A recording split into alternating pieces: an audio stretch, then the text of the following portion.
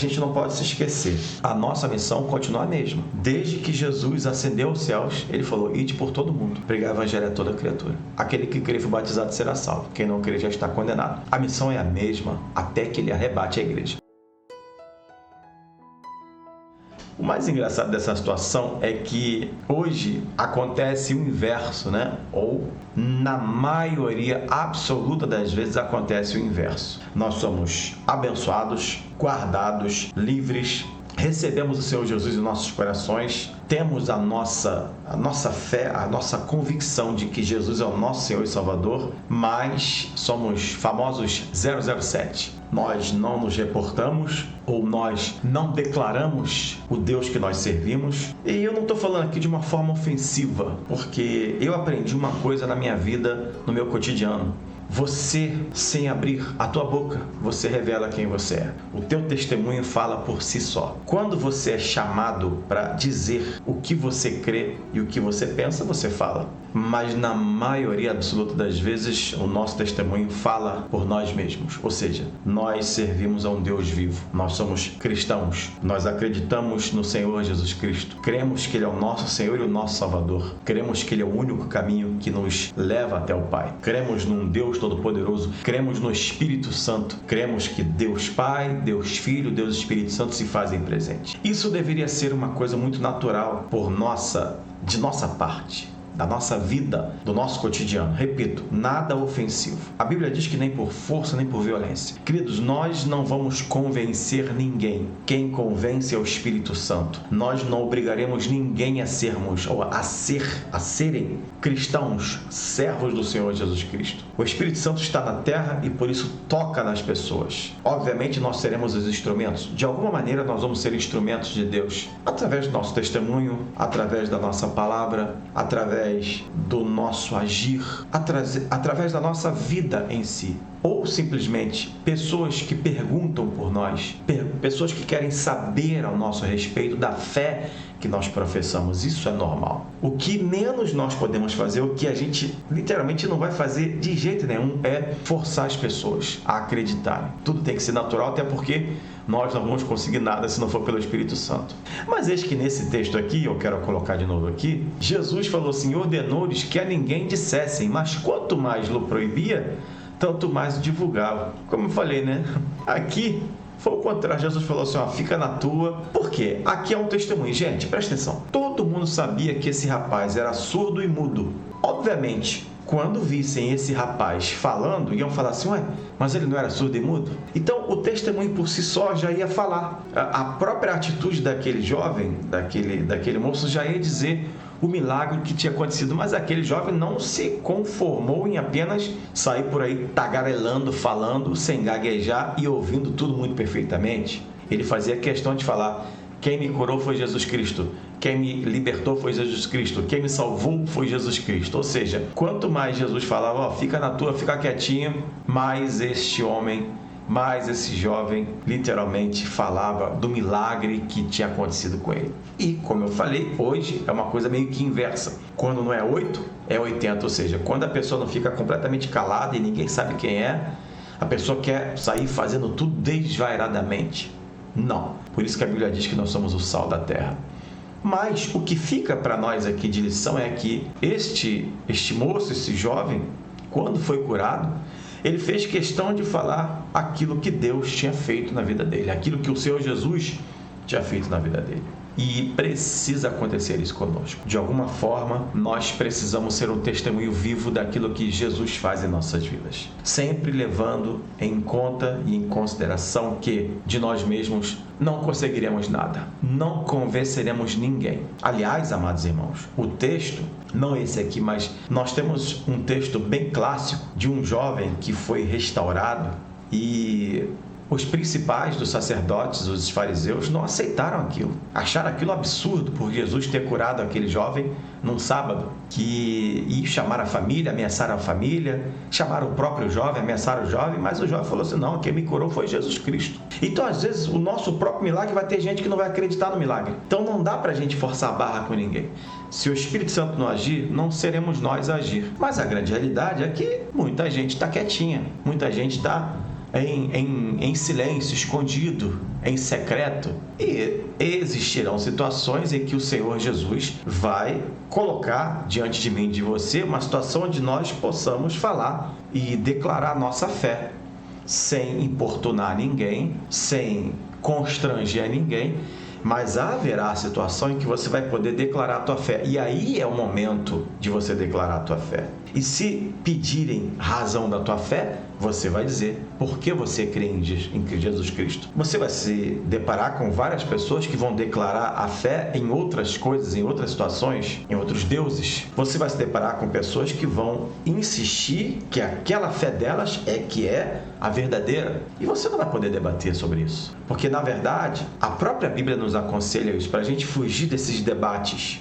Mas a Bíblia diz claramente que nós temos que ser um testemunho vivo para aquelas pessoas que, cedo ou tarde, vão precisar da presença do Senhor Jesus Cristo. Porque é assim, gente, o ser humano, salvo raríssimas exceções, mas quando o ser humano vai se entregar para Cristo, geralmente, como eu falei, salvo raríssimas exceções, mas Jesus Cristo acaba sendo assim, quase que o último caminho daquela pessoa. Ela já tentou de tudo na vida. E Jesus Cristo é como se fosse assim, vamos ver se Jesus aqui, se ele resolve mesmo. Muitas pessoas acabam se entregando a Cristo de maneira muito voluntária, e tem que ser assim. E precisa e necessariamente tem que ser assim. O Espírito Santo é que vai mover as pessoas. Mas não custa lembrar que nós somos esses instrumentos de Deus, ok? Aqui na face da terra, Deus, ele vai usar instrumentos. Você é um instrumento de Deus. Eu sou um instrumento de Deus. Estou aqui agora falando para a tua vida. Estou aqui agora falando para um bocado de gente que está assistindo a gente agora, ou um bom tempo depois. Muita gente assiste a gente um bom tempo depois. Independentemente disso, você tem que ter uma certeza no teu coração. Nós somos instrumentos vivos do Senhor Jesus Cristo aqui na terra, para declarar tudo aquilo que Ele fez em nossas vidas, para ministrar sobre nossos lares, sobre nossas famílias, na tua vizinhança, enfim, no teu dia a dia, sem forçação de barra, sem uma coisa completamente desvairada, translocada, porque você vai afastar as pessoas de você se você fizer isso. Quanto mais você ficar tentando forçosamente empurrar Jesus goela abaixo das pessoas, não vai dar certo. Mas a gente tem que pegar o tino certo da coisa, ou seja, nem mais nem menos. Repito, por isso que somos o sal da terra. E o sal tempera na dose certa, ok? Então, como é que a gente vai conseguir isso? Eu sempre gosto de falar, e eu não vou me furtar esse direito de falar de novo. Você precisa pedir a presença do Espírito Santo sobre a tua vida, para que você não seja nem uma pessoa completamente escondida, nem uma pessoa que seja uma pessoa indesejável. Sabe, quando tem aquela rodinha de pessoas e aí você vem na esquina, a rodinha se desfaz porque todo mundo fala assim, lá vem um chato. Queridos, nós não podemos ser assim. Nós convivemos em uma sociedade em que todo tipo de gente está ao nosso redor, assim como Jesus conviveu com todo tipo de gente. E ele sabia entrar e sair de qualquer lugar sem ser ofensivo. E as pessoas naturalmente o recebiam e o convidavam e confessavam a sua fé nele, de maneira muito, muito natural. Então nós temos que pedir essa sabedoria a Deus para que a gente possa ser uma pessoa, para que possamos ser pessoas extremamente naturais, de boa convivência, para que todos possam entender que onde chega o Fábio, ali chega a bênção de Deus. De maneira muito natural. Onde você chega, chega a bênção de Deus, chega a presença de Deus. As pessoas têm que se sentir bem ao seu lado. As pessoas não podem se sentir mal ao seu lado. Exceto, lembra-me quando Jesus entra em Gadara, aquele jovem endemoniado está lá e os demônios caem, se manifestam. Obviamente, onde entrar a presença de Deus, os demônios vão se manifestar. Se tiver demônio, vai se manifestar, vai cair por terra. Mas isso, queridos, é uma coisa que às vezes acontece que você nem percebe, porque não significa apenas que vai acontecer desse jeito, porque aonde Deus está, o mal tem que sair. Não significa que vai ter que haver estardalhaço, reboliço, não. Deus também se faz presente na calmaria. Aliás, o Senhor, Ele fala conosco de maneira calma, serena e tranquila, não é assim? Então, a gente vai aprendendo a entender e só vai aprendendo com prática. Eu sempre gosto de falar da prática, né? E essa prática é de acordo com a presença do Espírito Santo em nossas vidas. E quanto mais a gente busca a presença do Espírito Santo, mais a gente aprende a viver, principalmente viver em sociedade com outras pessoas que não comungam da mesma fé que você tem. E você vai aprendendo, e você vai vivendo e vai falando consigo mesmo: Senhor, muito obrigado. Continua me ensinando.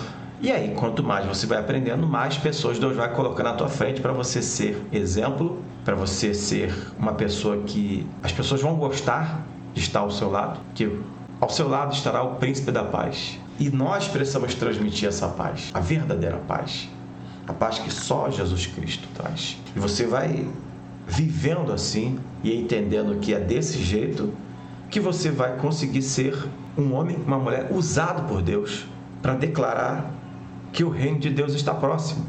Porque, gente, a gente não pode se esquecer, a nossa missão continua a mesma.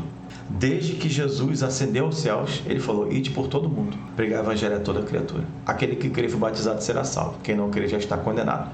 A missão é a mesma até que ele arrebate a igreja, ou até que ele volte para a gente de maneira, singular, levando a gente antes do arrebatamento. Fora isso, eu e você temos a mesma missão, a missão continua a mesma. Mas de que jeito a gente vai cumprir esta missão? Ou seja, o ide, pregar o evangelho a toda criatura. Repito, e eu já estou terminando. Nosso testemunho vai falar mais alto. A tua vida vai falar mais alto. Os teus atos vão dizer quem você é. A tua busca a Deus vai te trazer presença de Deus. E se você tem presença de Deus, você vai transmitir paz, você vai transmitir tranquilidade, você vai transmitir segurança. Alguma coisa de diferente você vai transmitir. E as pessoas vão ver que em você tem algo diferente. Tem a presença do Espírito de Deus. Eu termino dizendo em um texto, quando a sunamita viu o profeta para lá e para cá, e certa feita ela comentou com seu marido assim: eu vejo que aquele homem é um homem de Deus, que nele repousa o Espírito de Deus. Como é que ela sabia? O profeta ia para lá e para cá, ela viu o profeta de longe. Então, queridos, quando a presença de Deus está em nós de maneira marcante, as pessoas sentem algo, tem algo diferente naquela pessoa, tem algo diferente naquela vida, tem algo diferente. E assim nós vamos, na expressão da palavra, ganhar almas para o Senhor Jesus Cristo, sem fazer o menor esforço, entre aspas, que precisamos buscar a Deus. Mas quando eu digo assim, sem sermos pessoas chatas, sem sermos perturbadores. Não, gente, não por força nem por violência, mas pelo Espírito Santo, diz o Senhor dos Exércitos. Então, é o Espírito Santo que vai te usar, é o Espírito Santo que vai fazer de você uma pessoa que transmitirá a presença de Deus, e as pessoas vão se entregar a Cristo. Claro, você vai ser usado, você vai ser usada, mas que você entenda uma coisa: o Espírito Santo quer te ensinar para que você possa falar para o mundo que Jesus Cristo fez um milagre na tua vida, que Jesus Cristo te salvou e que também quer salvar outras pessoas, que Jesus Cristo te libertou, que Jesus Cristo te deu paz, te deu alegria, te deu salvação, e também quer fazer isso com outras pessoas. E aí você vai sentir a presença do Espírito Santo e você vai ver como é maravilhoso sentir essa presença e saber que Deus está operando de maneira calma, serena e tranquila na tua vida. Viva o melhor de Deus, receba essa palavra no teu coração e não se esqueça: o Senhor quer te usar e o Senhor quer fazer de você um baluarte da presença dele. Toma posse em nome de Jesus. Amém, queridos? Deixa nos comentários desse jeito assim: olha, eu recebo essa palavra no meu coração em nome de Jesus. Amém, amados? Você pode glorificar Deus por isso?